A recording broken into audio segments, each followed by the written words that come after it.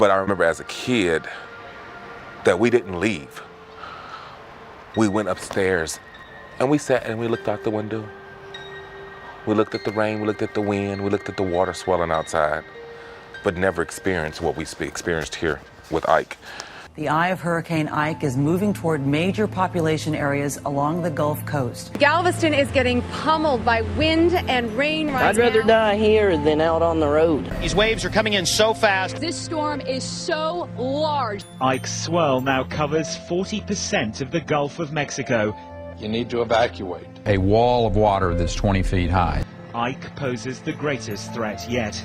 As many as 13 million people are believed to be in the entire hurricane zone. Pretty much a worst-case scenario. I think people need to understand what we're talking about here. This isn't rising water. There were reports of some serious flooding in Galveston, and there was a lot of concern. There is a great concern from Galveston officials that this area is going to be underwater. Massive waves of water as Hurricane Ike churned toward Texas.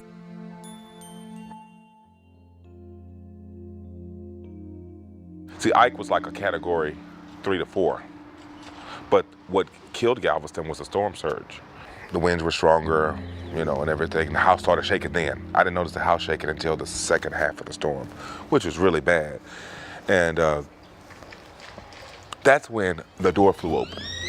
So when the wind blew it open, I lost my windows, everything throughout because I had furniture down the hallway too that I couldn't fit in the room. You know, aquariums and nightstands and stuff. And all that stuff, you could just see it going down the hallway, just flying down the hallway. And so I took a slack, like a piece of wood, a bed slack or something. I had to push it closed, grab the slack, and put it like right up underneath the door.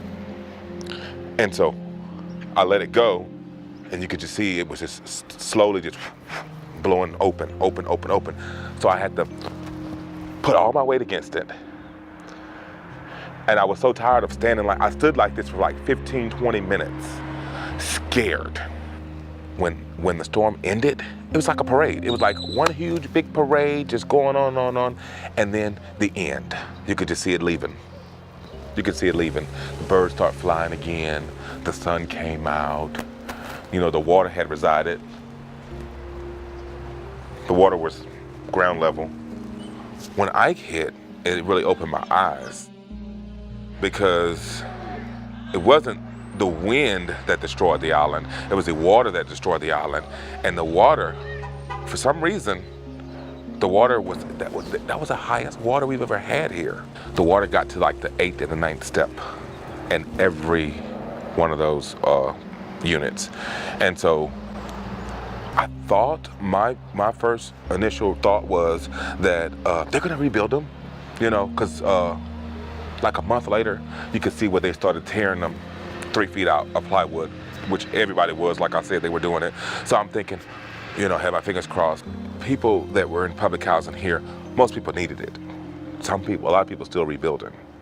Ike impacted Galveston in a lot of ways. As far as population-wise, a lot of people left.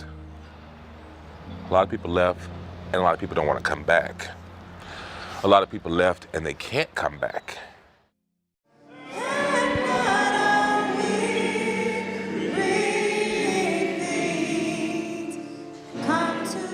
What I noticed, first off, when right after the hurricane, everybody got together and they bonded and they were asking, do you need help? Do you need somewhere to stay? And there was a bond with everybody, you know. Everybody came together, all races, creed, backgrounds came together, you know.